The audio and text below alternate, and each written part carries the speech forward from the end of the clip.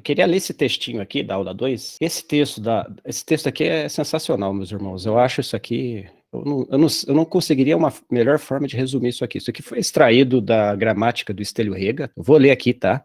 Ainda que o evangelho tenha chegado até nós através do Espírito Santo, é inegável que tenha vindo também por meio de idiomas e tenha sido conservado e divulgado valendo-se deles. Tanto quanto apreciamos a palavra de Deus, tanto devemos nos esforçar também por aprender esses idiomas. Porque não foi em vão que Deus decidiu transmitir as suas escrituras nessas duas línguas, Antigo Testamento em hebraico e o Novo Testamento em grego. Se Deus não desprezou esses idiomas, mas os escolheu dentre todos os outros, para que neles fosse escrita a sua palavra, também nós deveríamos honrá-los acima de todos os outros. Martinho Lutero. Irmãos, essa palavra aqui é fundamental, porque assim, uma coisa que a gente se esquece é que o grego, ele foi feito para pessoas comuns. O grego que nós usamos aqui, que hoje nós estamos aprendendo, é chamado de grego koiné, que é o grego comum, que é o grego que foi feito para o povo comum. Então, a ideia da língua era chegar em todo mundo. Aí foi ficando difícil até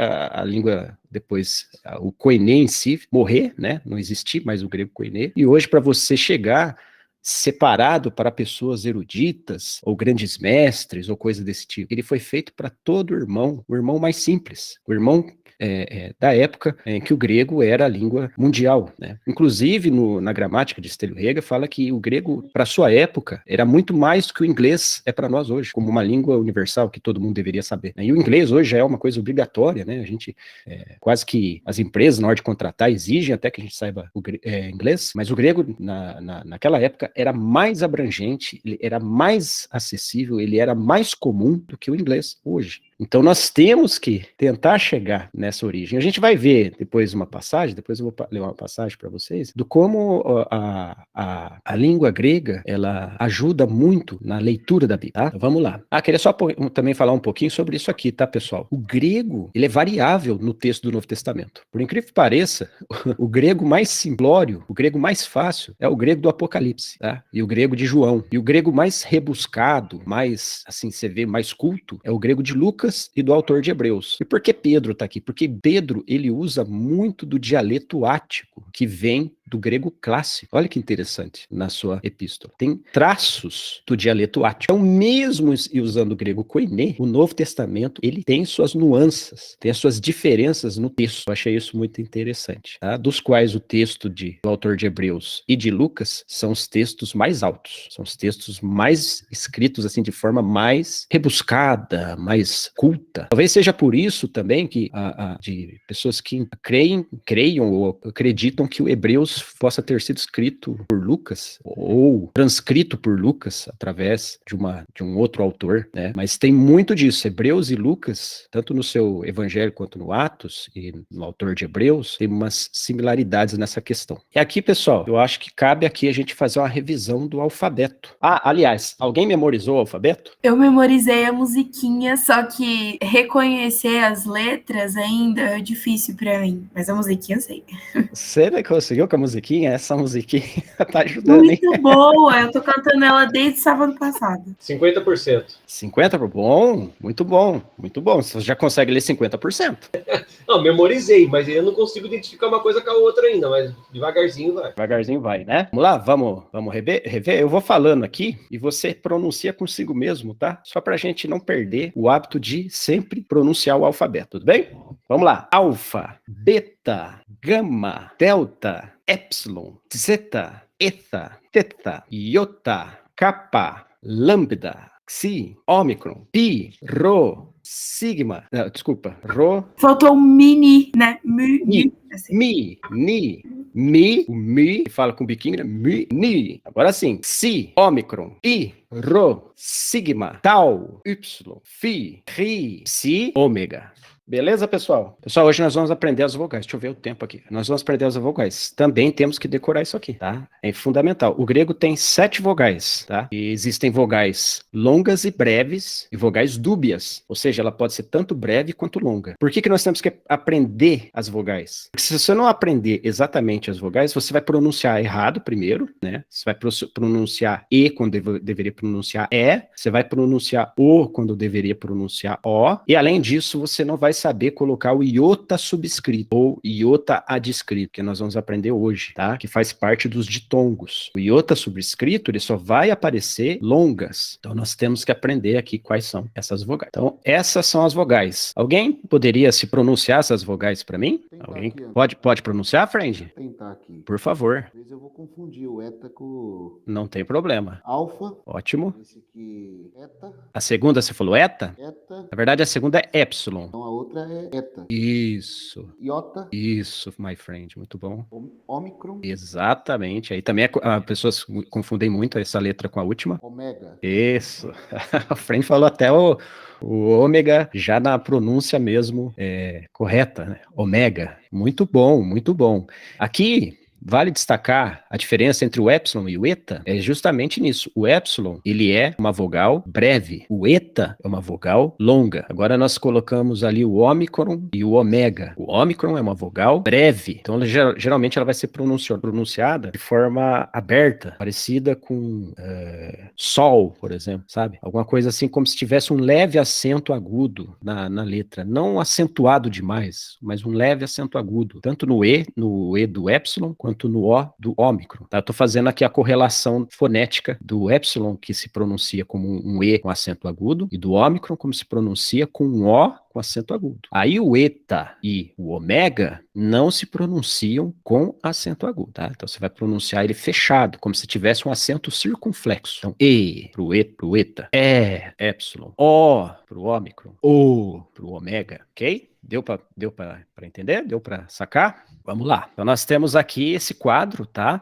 Sempre breves. Quais são as sempre breves? Epsilon, ômicron. Sempre breves. Elas nunca têm chance de ficar longa. Sempre longas. O eta e o ômega. Sempre longas. Breves ou longas. Aí nós temos essas 3 vogais. O alfa, o iota, y. Y. Tem que fazer um biquinho assim. Y. É como a friend Ruth falou, né? É como o U de buffet, que é do francês. Você tem que tentar ajustar esse ruidinho, esse tá? Me ensinaram assim, faz boca de U e tenta falar um I. Assim, Você consegue, como é que é? Fala de novo. Tenta falar o I, mas fazendo bico. Aí sai mais ou menos, sei lá. Tenta falar o I com a boca de U, é isso? Isso. Interessante. Tá bom? Então, essas são as vogais.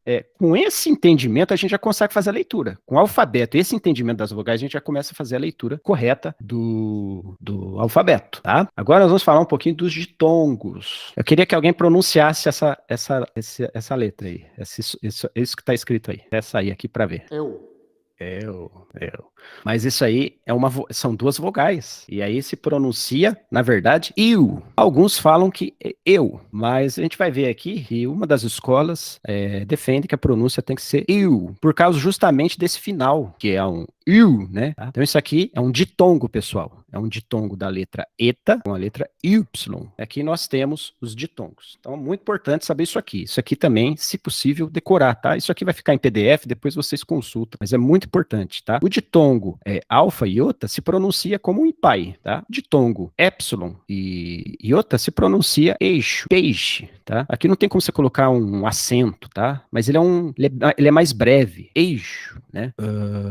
O ditongo ômicron e iota se pronuncia assim, moi, tá vendo? Não tem um acento circunflexo, é um acento agudo. O ditongo alfa, y, se pronuncia como em autônomo. O ditongo y e iota se pronuncia como em uivo. Aqui que entra a questão, tá? Aquela questão que a gente tinha visto agora no slide anterior. O ditongo epsilon, y, se pronuncia iu. A opinião, como que o Samu viu isso na faculdade? Tá? Ou nas aulas de grego dele, se ele viu uma pronúncia de algo diferente, uma escola que pronuncia isso aqui diferente. Eu sei que o William de Mouse, ele pronuncia eu, tá? Mas as grandes outras formas que eu vi aqui, que eu fui aprendendo grego, eles pronunciam o epsilon e o y e o eta e o y como iu, de fio. Você pode falar alguma coisa sobre isso aí, Samu?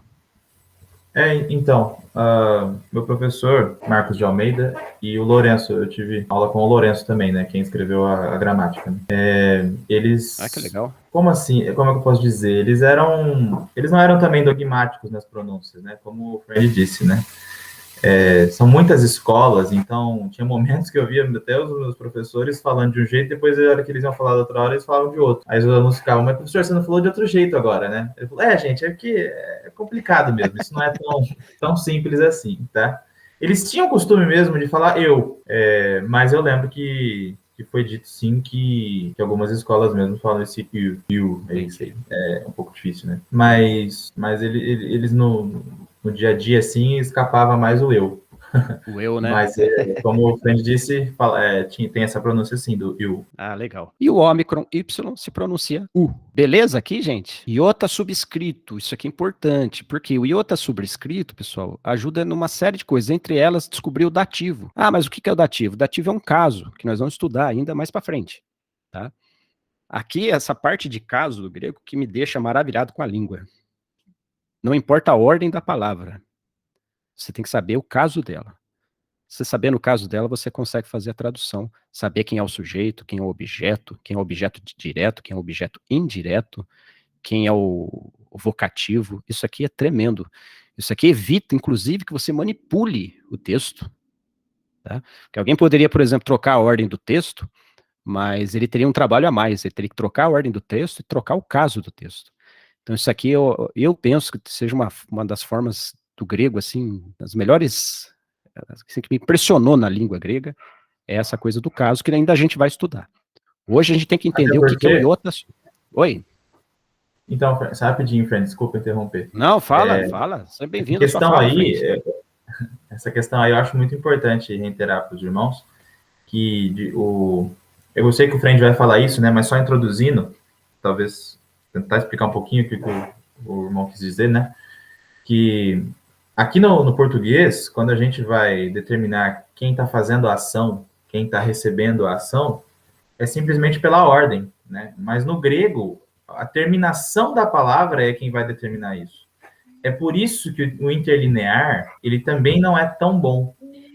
Porque o interlinear, quando você vai colocar o texto em português embaixo do grego, você vai ter que mudar a ordem ou do grego ou do português, e isso vai confundir muito a cabeça para traduzir. Exato. Né? Porque o grego, você pode colocar, vou dar um exemplo, o Senhor ama o servo, ou o servo ama o Senhor, e a ordem vai ser a mesma. O servo pode estar em primeiro ou o Senhor em primeiro, que o que vai mudar vai ser a terminação dessas palavras para indicar quem está amando quem, né? E quando você vai no interlinear, você não tem como fazer isso. O interlinear vai atrapalhar tudo. Porque você vai ter que colocar uma palavra embaixo da outra. Só que como é que você vai traduzir isso no português? Você não tem como mudar a terminação, né? Então isso aí é uma coisa muito, muito linda e muito interessante do grego mesmo. Eu acho isso lindo também, irmão. Nossa, isso para mim faz uma diferença enorme. Já que você tocou no ponto, Fred, eu não queria falar, mas já que você tocou no ponto, é que nem aquela passagem, tem dois sujeitos, né? E a palavra e o logos era Deus.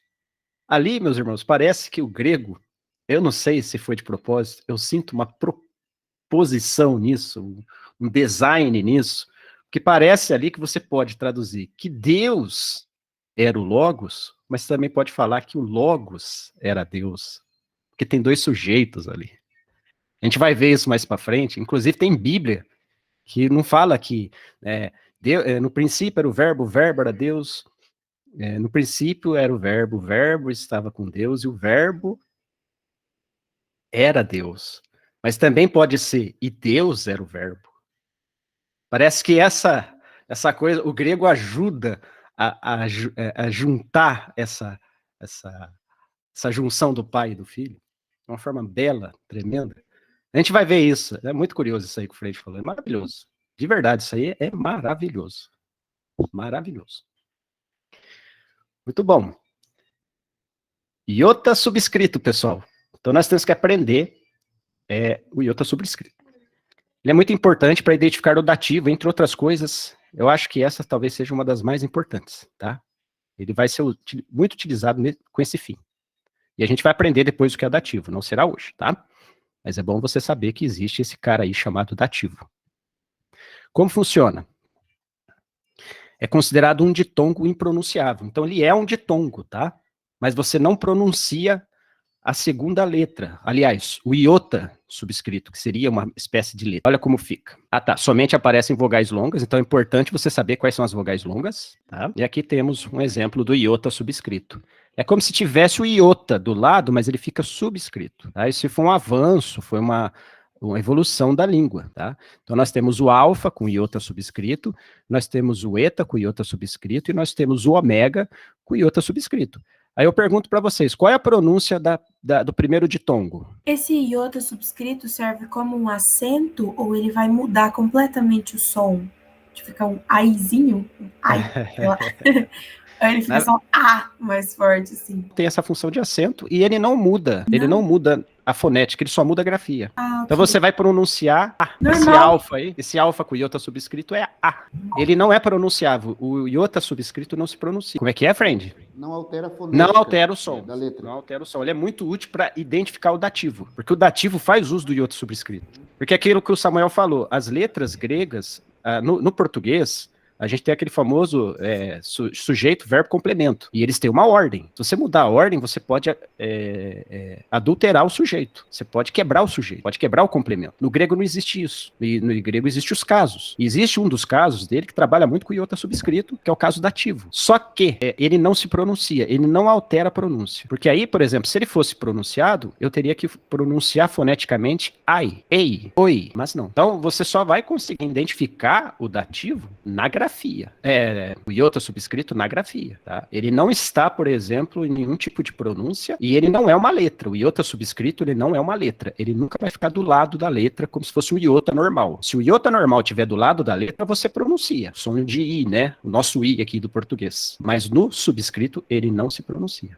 Ele só serve... Eu lembrei de uma palavra, perdão, interrompi. Não, pode falar, perguntado ou não. Não, pode falar. Mas essa palavra kairos, eu não sei, é assim que fala? Kairos. Eu não sei nem o que significa. Mas é com iota ou é alguma coisa? Isso, a friend achou uma palavra aqui. Kairos se pronuncia o iota. Se tivesse no kairos o iota no A, no alfa, melhor dizendo, ficaria karos, está entendendo? E assim, ele serve para identificar o dativo e sempre vai ficar no final. E tem também algum tipo de aspecto verbal que faz uso dele. Fixar que o iota subscrito ele vai ser muito útil lá na frente. Então guarda que existe ele, bom? E não se pronuncia, o exemplo que ela deu aqui foi perfeito, de kairos, beleza? Mas tem também o iota adscrito, tá? O que é o iota adscrito? É o iota que fica do lado, ó, né? Repare que ele não é o iota como uma letra, ele está ali pequenininho do lado, então você não pode pronunciá-lo. Aí você vai falar assim, mas por que ele não está embaixo então? Porque quando a letra é maiúscula, ele tem que ficar adscrito e não subscrito. A única diferença do adscrito e do subscrito é que o subscrito trabalha com letras minúsculas e o adscrito trabalham com letras maiúsculas. A função, tanto do subscrito quanto do adscrito, são a mesma, beleza? Friends, eu vou ter que passar um pouquinho mais rápido por causa do tempo, tá bom? Peculiaridades do gama. Isso aqui é importante também falar, essa parte dos vogais e do iota subscrito,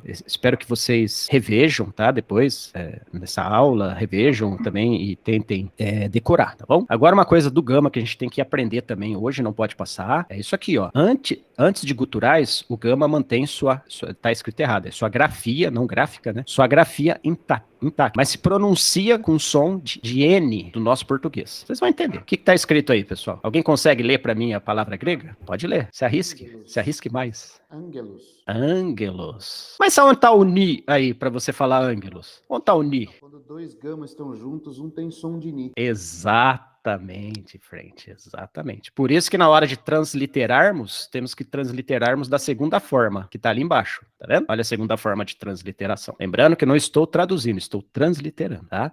Mas não é só antes de um outro gama, tá? Olha aqui, o que tá escrito aqui? Alguém consegue ler? Arrisca? Âncora. Que é a nossa âncora, é a âncora. Mas você vê, o gama tá antes de um capa. Ele muda o som de G, do nosso G de guerra, de gato, para N, tá? Então, quando que que o gama vira N na fonética? Antes de um outro gama, antes de um outro kappa, antes do ri e antes do si, tá? Então, se você lê antes dessas letras, você não vai falar ge, si, ge, ri, ge, ka, ge, ou ge. Não, você vai sempre ler en, ge, en, ka, en, ri, en, si, ok? Tá acabando, pessoal. Sinais de aspiração ou espírito. Espírito brando, tá? Esse termo espírito pode ser aspiração também, tá? Cada um adota uma forma, tá? Mas espírito aqui no sentido de aspiração. O que é um espírito brando? Esse sinalzinho aí, quando você vê esse sinalzinho aí, o espírito é brando. Espírito brando? Como assim? É que toda palavra ela tem que ter, ela tem que identificar para o leitor se ele deve usar espírito áspero ou espírito brando na leitura. A aspiração branda não afeta a leitura nem a transliteração. Então você não precisa transliterar e não precisa mudar a sua forma de fazer a leitura. Então, por exemplo, esse alfa tá com um espírito brando. Então eu leio A. Agora vamos falar do espírito áspero. É esse o sinal. Repare que a diferença do espírito áspero para o espírito brando está na direção do sinal. Ó, voltemos para o espírito brando. Esse é o espírito brando. Tá? Voltemos para o espírito áspero. Ele mudou o ladinho, como se fosse uma espécie de aspa. Aqui você está abrindo a aspa, aqui você está fechando a aspa. Tá? Não é a aspa, só para você não esquecer, mais ou menos o sinalzinho. Agora, no espírito áspero, com esse sinal, eu mudo a fonética. Ó, aspiração áspera ou espírito áspero obriga a leitura a ser pronunciada com uma pequena ação de fonética gutural e se translitera geralmente por H, tá? Alguns podem transliterar por R, tá? Mas geralmente por H. Alfa com espírito áspero. Como eu pronuncio? Ra ou ra. Eu vou encerrar aqui, eu vou deixar o meu amigo Samuel dar o parecer dele, o acréscimo dele, que é fundamental, tem sido de grande ajuda aqui para nós. E a semana que vem, a gente vai começar a ver gênero, substantivo. Vocês vão ver que nós vamos dar um salto gigantesco, tá? E eu vou começar a colocar algumas das 300 palavras que o Sir William de Mouse falou, que se a gente decorar, a gente lê 90% do Novo Testamento. Eu vou começar a colocar no grupo, tá? E hoje, por causa do tempo, não vai dar, tava no meu script aqui, que eu ia ensinar vocês a usar o teclado do Cayman, mas vai ficar para a próxima, tá bom? Eu deixo agora o Samuel aí, as considerações aí que ele pode nos trazer aí, considerações finais. Não, eu nem tenho o que acrescentar. Foi ótimo. Só encorajar os irmãos mesmo a decorarem as letras do alfabeto, né? E vocês vão perceber que tem algumas que vão ser pouco usadas também, né? E treinando essa leitura, né? Para aqueles que não tiveram na semana passada, é possível lembrar de escrever à mão as letras, como a gente tinha falado, aquele exercício, né? Isso vai ajudar muito a identificar as palavras para essa leitura, né? Como a gente acabou de fazer, né? E aí, quando for feito isso, mesmo que demore, né? Pega uma palavra, né? Tava ali, né? O beta, bom, é o beta, então vai ter o som de B, né? E aí vai somando, vai aos poucos somando e juntando, né? Como no português, só que com outras letras, né? E lendo, né? Acho que é isso de principal. Ah, legal. Amém, meus irmãos. Agradeço a presença de vocês, tá? A aula vai ser depois colocada lá no grupo para revisão, tá bom? Eu me despeço dos irmãos. A paz esteja com todos vocês e Deus abençoe. Bom sábado e bom domingo.